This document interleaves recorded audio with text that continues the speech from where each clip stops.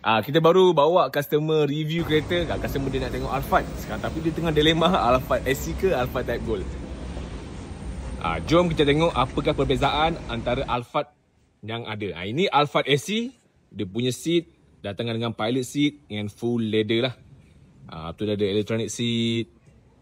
Okay, and then dia ada center console macam ni.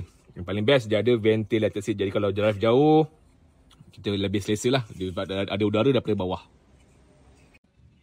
Yang ini pula Alphard Type Gold. Type Gold ni dia datang dengan seat captain seat. Lepas tu dia punya material lah leather dengan Alcantara lah. Pun selesa. Ini pun ada juga footrest.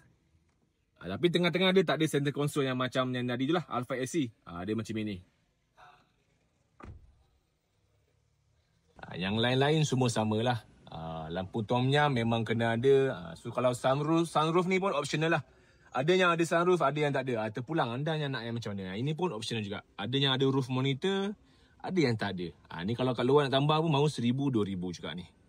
Dia ada lagi spek lain, spek X dengan spek S. Dia macam ni.